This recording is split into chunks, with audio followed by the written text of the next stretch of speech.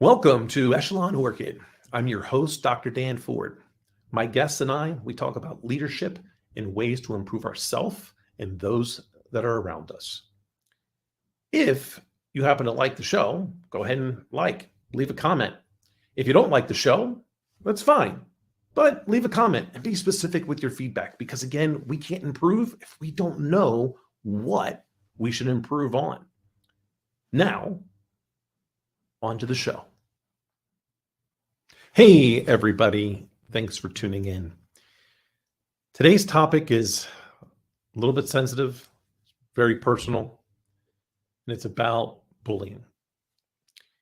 I posit to all of you that bullying is a result of poor leadership, if not toxic leadership.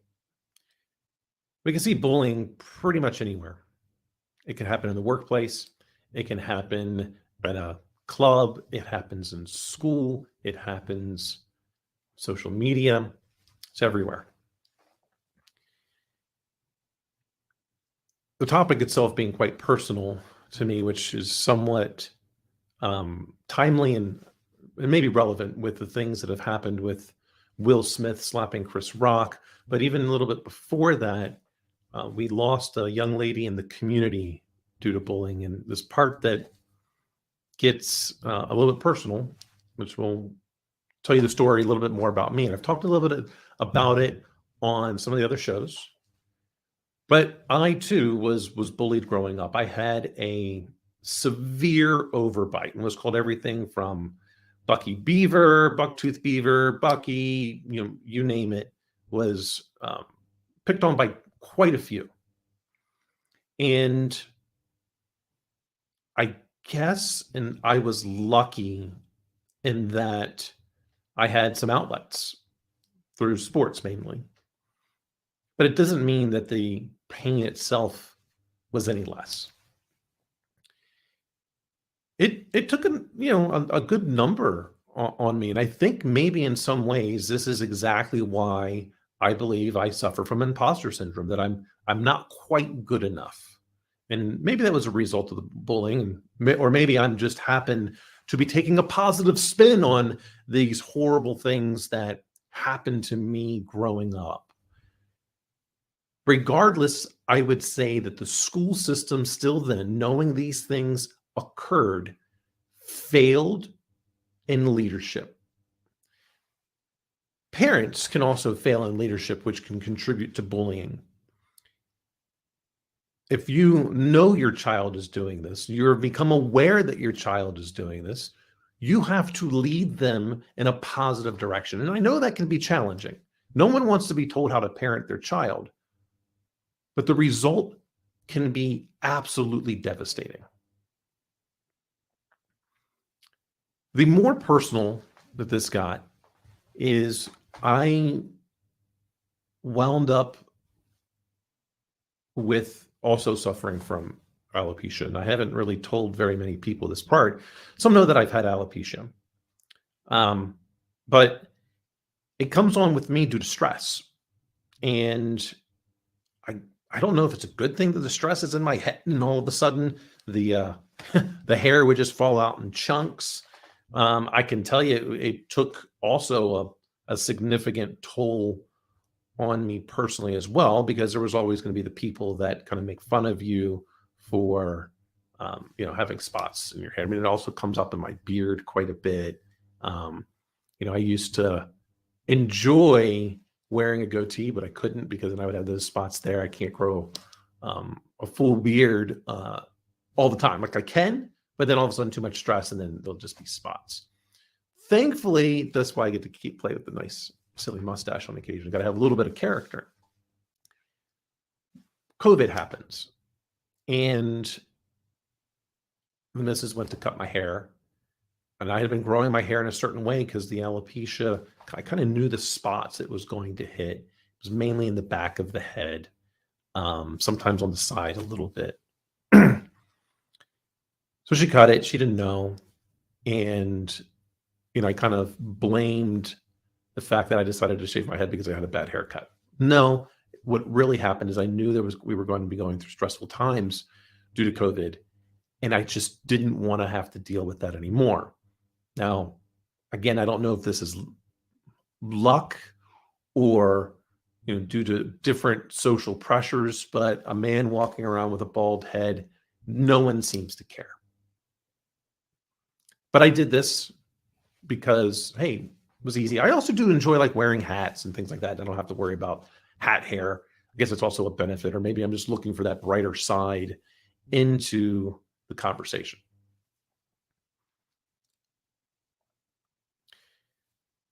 But that doesn't change the fact that these things happened. I'm not sure if Will Smith reacted appropriately with Chris Rock or not.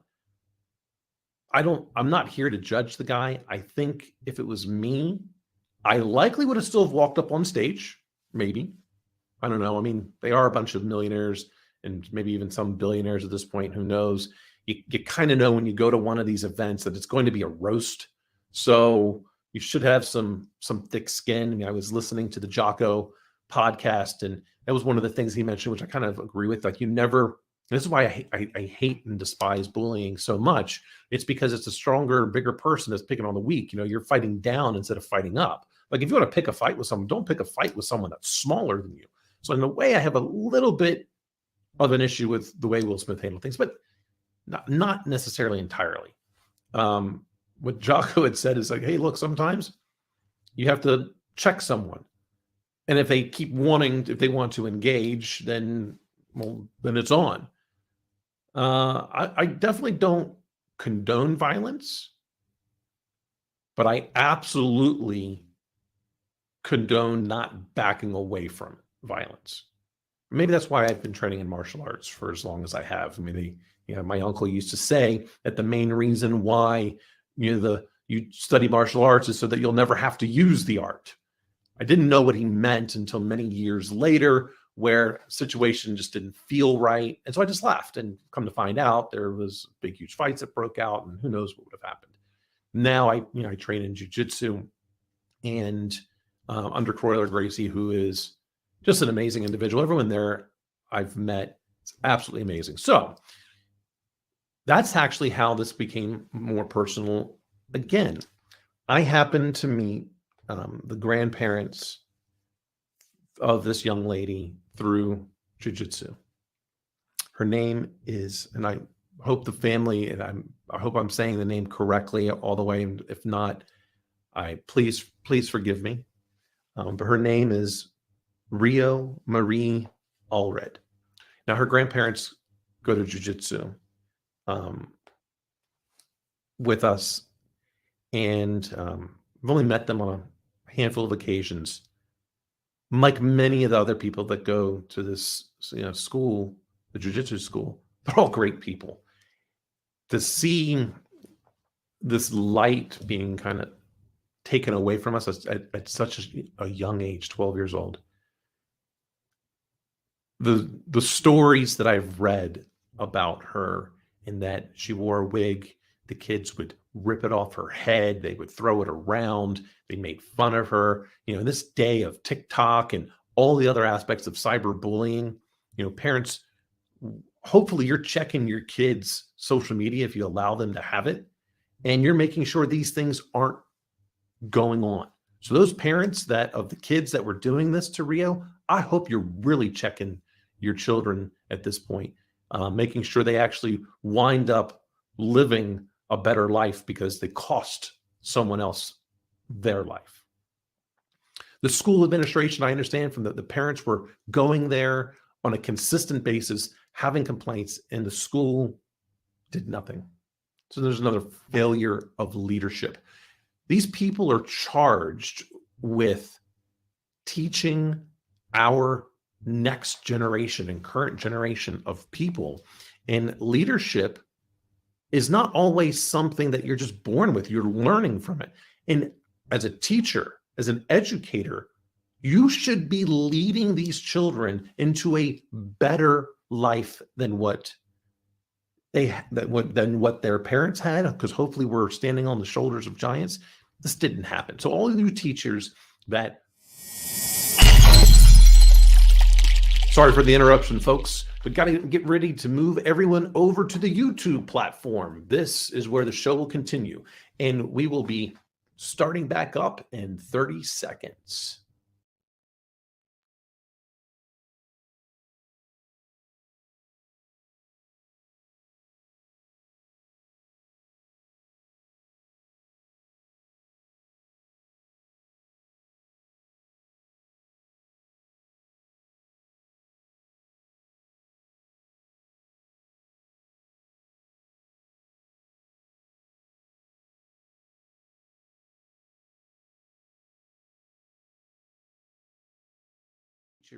That new Rio, I hope you're hanging your head in shame because you failed to act.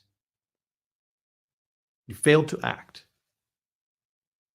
And for those that may be interested in reading more about Rio's story, there's a link in the show notes. Hopefully you will go and contribute to her memorial fund. I'm not entirely sure what her parents are planning, but from what I understand, it's they're looking to make sure that Rio's rainbow lives on, and that through this tragedy, we might be able to help save a number of other kids from this tragic fate. But I'm going to get back into this. Bullying is due to a lack of leadership or poor leadership or toxic leadership, because it happens, unfortunately, all too often. I'm going to swing this back to the business world for a moment. Want to know how you can spot the bullying in your professional world? The amount of time someone uses their position of authority over those that are junior to them. When they pressure a junior level employee to provide them things that may not be a part of the policy, or they use their title to say that this is why we're going to do this.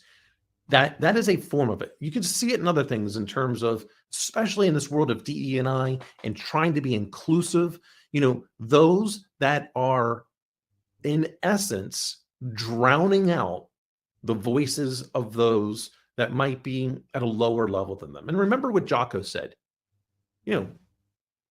don't pick a fight with someone below you, pick it with someone higher than you, or at least equal to you, not less than. I mean, I don't mean less than as like a human being. I'm talking less than because maybe you're smaller from a physical standpoint. Maybe the position is much lower in the hierarchy. So when we're creating this DE&I culture, and I absolutely think this can help tremendously. I don't think these are buzzwords. When you really look at the whole person and try to make sure they're included in the organization, that means even calling upon people that might be a little bit quiet. Maybe you have to do it in a different way. Maybe those people you need to encourage to maybe speak out in whatever internal social media platform you might be using, whether it be maybe something like Slack or Google Chat, or maybe they're using email. Maybe you've got an intranet that they can put things in, because not everyone's comfortable raising their hand in front of a group of people. But as leaders, you need to make sure you are including them, and you have to meet them where they're comfortable. Being a leader is not easy. I don't know that anyone starts off their life and they ask them, when we ask our children, what do you want to be when they grow up? I don't think anyone says I want to be a leader. Being a leader means you are giving much more of yourself than you're ever going to receive. And if you are paying attention to the people around you, especially those when the mood changes, when you see that difference from when they are typically a happy-go-lucky person, or they're always energized and they're not, got to find out what's changed. It has to be genuine. I've been really taking a long, hard look in this, and I apologize for not posting this earlier. This is very difficult. That's everything in me I can do to not be crying right now. I'm reminded of Jordan Peterson again. I'll invoke my inner Jordan Peterson again. In that he said, because a young man, I guess, asked him a question like, how, what does it mean to be a a strong man? And he had said essentially something along the lines of, you need to be the strongest person at your father's funeral. It's pretty profound when you think about it, because funerals are not a happy time. It's a day of mourning. And trying to come up with this show outline was extremely difficult for me. And I had eventually just scrap the outline, because as I would keep writing it and thinking about these things, I thought about what a tragedy this is that we've lost someone so young. I can't imagine what her grandparents are going through. I can't imagine what her parents are going through. I can't imagine what her friends are going through. So I decided to wing it. And so I'm just talking off the cuff about all of these failures to lead. If we are not doing things for our children and showing them great examples of how to lead, how are they ever going to know? I'm not sure if this was one of my children. I don't know what I would do. I have a feeling that it would make me into a shell of a person that I am. I'd like to believe that I'm pretty motivating. I would like to believe that I'm helping a lot of people. I'd like to believe I'm a good member of the community. But I need to be better. I want everyone to be better. And this is why you hear many times on the show, I'm looking for 2% improvement month over month. I want to just improve myself by 2%. And hopefully my kids and those around me, they'll take that example and maybe they'll choose to, try to improve 4% or 5%, compound the improvement. But I can only imagine what that community is going through, what that family is going through. And so whenever I see bullying at this point, I step in. So what about you parents where you think your kids are being bullies? Well, I think a great thing for them to do is go sign them up for your local Brazilian Jiu-Jitsu class. If you're here in Elkhart, Indiana, or any close by, Corla Gracie Jiu-Jitsu is right there. They've got a great kids program. They've got a great program. You will be humbled very quickly with Jiu-Jitsu. Your kids will learn respect. They will learn very much more about themselves. Don't let them just slide out of that. Parents, if you think your kids are being bullied, guess what? Go sign them up for Brazilian Jiu-Jitsu, because then they're going to learn how to face uncomfortable situations. They will become comfortable in uncomfortable situations. We can't control what others are going to say or do, but we can control how we're going to react. It's difficult. I have had many weak moments where I didn't control myself the way I should have. I was weak in those moments. So I'm hoping that I'll never have another weak moment, but that would be kind of silly for me to think that way. So I train. I train as much as I possibly can. It's very humbling.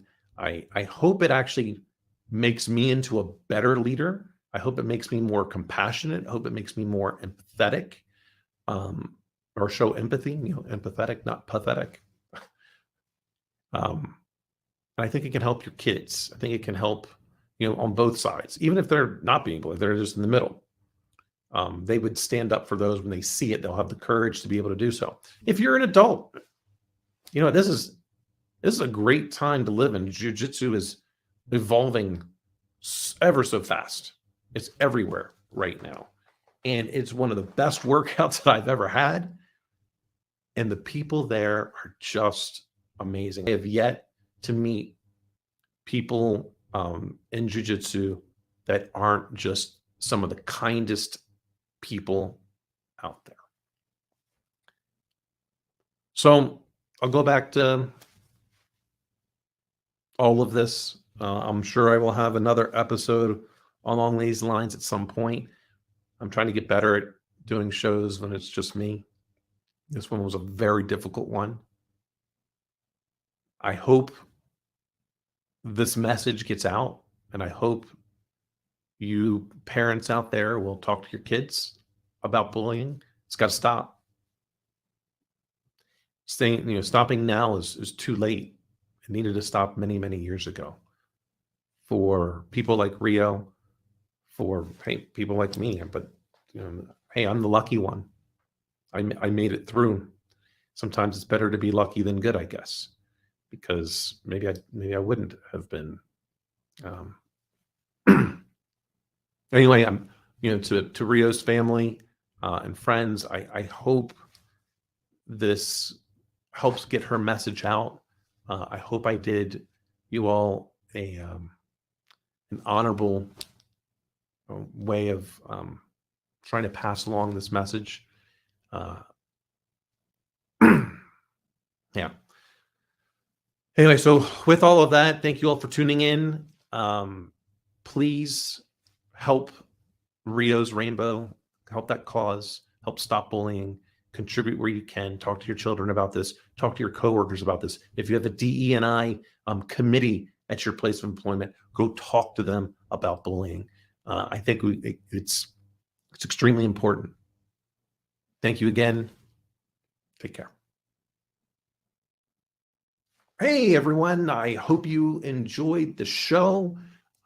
Please like it. Please subscribe. If you have any comments, please leave them in there. My guests and I are very interactive. Well, we want to be better, and hopefully you got something out of this. Until next time, take care. Thank you.